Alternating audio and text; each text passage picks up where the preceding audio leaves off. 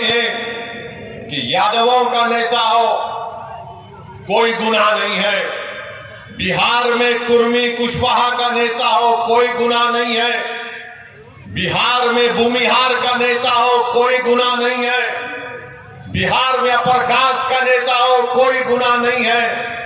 गुनाह उस वक्त हो जाता है जब गरीब और मजलूम मुसलमान खड़ा हो जाता है। तो चाहे मोदी हो, तेजस्वी हो, नीतीश कुमार हो, वो इस बात पर मुत्तफिक है कि सीमांचल से इंसाफ नहीं करेंगे और कभी भी आपकी सियासी लीडरशिप को भरने दिया जाएगा। इसीलिए धोखा देकर, आपकी पीठ में खंजर मारकर, आपके वोटों से मुंतखब शुदा, आपकी दुआओं से मुंतखब शुदा चारों विधायक को उन्होंने खरीद लिया। अब बताइए कौन जिम्मेदार है अगर आज बिहार में बीजेपी की सरकार है? तेजस्वी से पूछेंगे तो तेजस्वी बोलेंगे चाचा हमको छोड़कर चले गए। नीतीश कुमार से पूछेंगे तो अल्फाज चाप चाप कर बोलेंगे हम मर भी गए तो नहीं जाएंगे, अब कह रहे हैं कि हम यहीं रहेंगे। यानी नीतीश कुमार, अगर गिरगुट और नीतीश कुमार को सामने रखा जाए तो गिरगुट कहेगा कि मुझे इससे शर्म आती है। इतना रंग बदलते नीतीश कुमार, सुबह में जो बोलेंगे शाम तक चाचा पलट जाएंगे। अरे जब तुम सत्ता में तेजस्वी चाचा के साथ आ गए तो बड़ा हाथ पकड़ कर चल रहे थे, गले मिल मिल कर बोल रहे थे कि हम ये कर देंगे, बताओ फिर क्या हुआ? क्या सीमांचल की जनता से इंसाफ हुआ?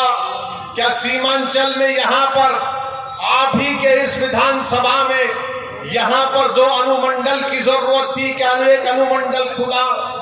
10वीं जमात के इम्तिहानात चल रहे, हमारे बच्चों को तकलीफ होती है, यहाँ की जनता को तकलीफ होती है, मगर सिर्फ खेल सत्ता का है और सिर्फ कोशिश यही होगी कि कहीं से भी किधर से भी सीमांचल की जनता से इंसाफ ना हो। मैं पहले भी आपसे कहा और आज फिर कह रहा हूं मेरे भाई, जब तक अल्लाह असदुद्दीन ओवैसी को जिंदा रखेगा मैं सीमांचल की लड़ाई लड़ता था, लड़ रहा हूं और इंशाअल्लाह ताला लड़ता रहूंगा। सीमांचल की आवाज कभी खत्म होने वाली नहीं है।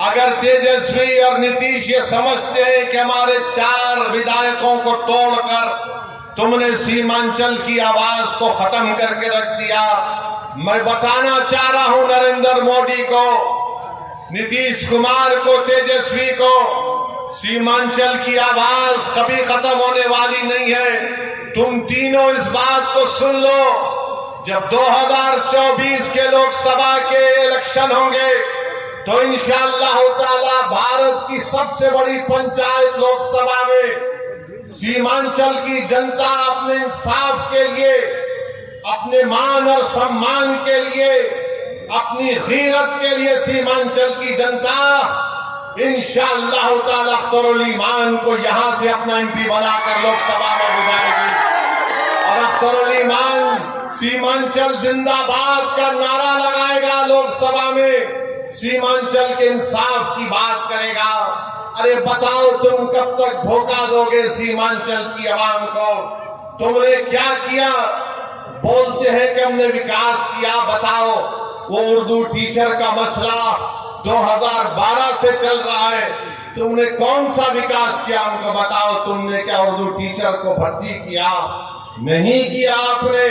मेरे भाई आज आप देखते हैं कि देश में, मुल्क में किस तरह का माहौल है, फिरका परस्ती अपने रूज पर है। नरेंद्र मोदी ने भारत की राजनीति से मुस्लिम अकलियत को बिल्कुल ही दूर करके रख दिया। आपकी आवाज कहां है बताओ? आपकी आवाज कहां पे आपको नजर आती है? ये आपने जिसको अपना एमपी बनाकर कामयाब किया, क्या आपने कभी इसकी जबान से सुना भारत की पार्लियामेंट में सीमांचल की आवाम से इंसाफ होगा? क्या तुमने कभी सुना कि इसने कभी पार्लियामेंट में उठकर एक लफ्ज कहा हो बाबरी मस्जिद का? अरे जो मुझ पर इल्जाम लगाते, मैं तुमको चैलेंज कर रहा हूं, तुम कल प्रेस कॉन्फ्रेंस करके बाबरी मस्जिद का नाम ले लो। तुम कल प्रेस प्रेस कॉन्फ्रेंस करके कह दो कि 6 दिसंबर 1992 को भारत के संविधान की धज्जियां उड़ाई गई थी। नहीं बोलेंगे। क्यों नहीं बोलेंगे? बोलेंगे हम कैसे बोलेंगे? अगर हम बोलेंगे तो हमको इनका वोट नहीं मिलेगा, उनका वोट नहीं मिलेगा।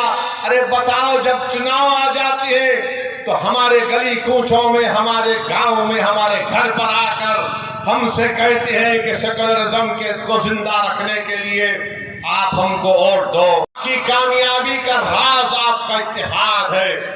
याद रखिए, कब तक आप सेकुलरिज्म के नाम पर ठगे जाएंगे?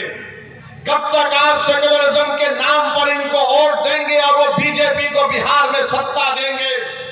मैंने 2015 में भी कहा था तुमसे, मगर तुमने मेरी बात पे यकीन नहीं किया। मैंने 2019-20 में भी कहा था, मगर आपने मेरी बात को नहीं समझा। कम से कम अब तो समझ जाओ। याद रखो, तुम अपने मुकद्दर के फैसले कर सकते हो। तुम में इतनी ताकत है कि मुस्तकबिल में तुम्हारे हक में जो फैसले लिए जाएंगे तुम खुद उसको कर सकोगे। अगर आज आप मुत्तहिद होकर अपने वोट का इस्तेमाल नहीं करेंगे तो नुकसान आपका होगा, नुकसान सीमांचल की गरीब जनता का होगा। ये आवाज को उठना चाहिए मेरे अजीज दोस्तों और बुजुर्गों।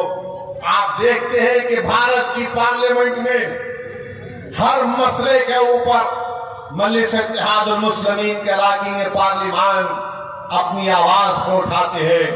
किशनगंज में अलीगढ़ मुस्लिम यूनिवर्सिटी का मसला मजलिस के एमपी उठाते हैं। मसाजिद का मसला, 500-600 साल की मेहरली की मस्जिद को शहीद कर दिया गया। क्या आपके किशनगंज के कांग्रेस के एमपी ने मुंह खोला? नहीं बोल सके। किसने बोला? मजलिस इत्तेहादुल मुस्लिमीन ने उसकी आवाज उठाई। आप देखते हैं बिल्किस बानो का मसला हुआ, किसने पार्लियामेंट में उसका मसला उठाया? मजलिस ने उसको आवाज उठाई इंसाफ के लिए।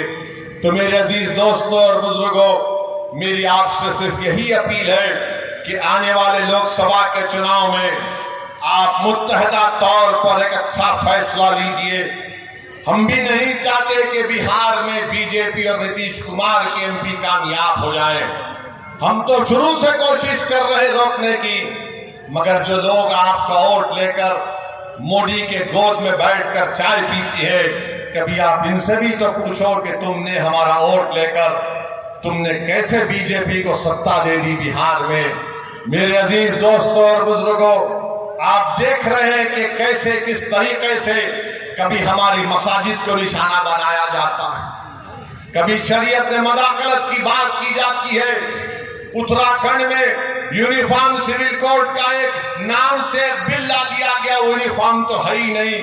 अब नहीं मालूम नीतीश कुमार क्या करने वाले हैं। बीजेपी के साथ मिलकर बैठे हैं।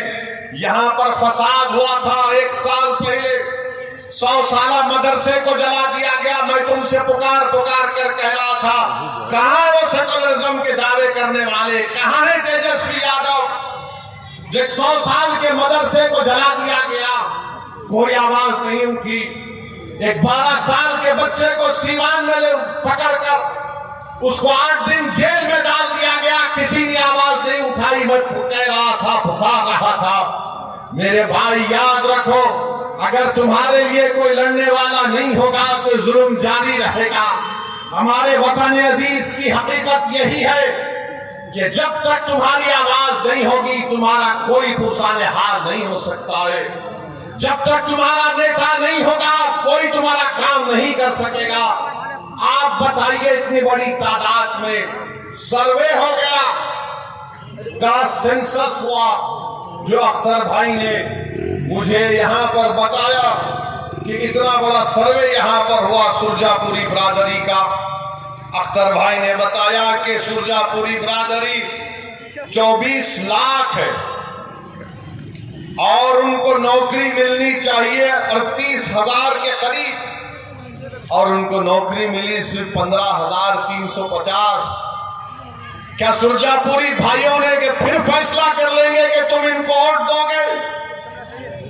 सोचो आपको मैं बुरा लगता हूं ना, इनकी मेरी बात बुरी लगती है, तो ये तो गवर्नमेंट कह रही है, ये मैंने अपने घर से बनाकर नहीं लाया हूं, ये बिहार सरकार का डेटा आदादोशुमार है।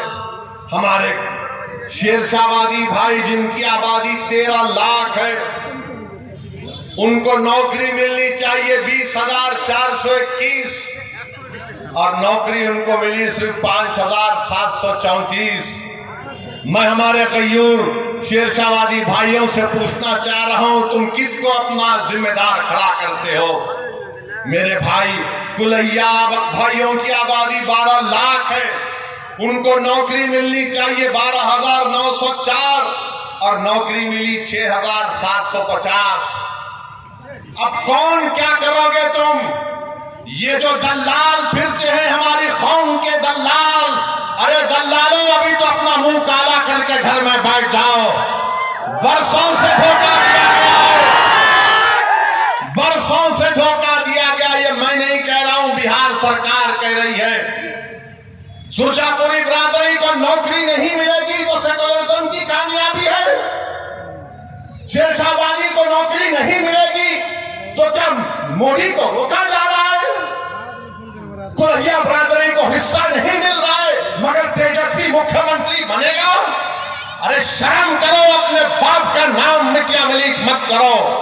अगर अभी भी तुम्हारे दिलों में जो धोखा देकर चले गए, अगर तुम्हारे दिलों में गीरत बरकरार है तो सोचो कि किससे धोखा हो रहा है।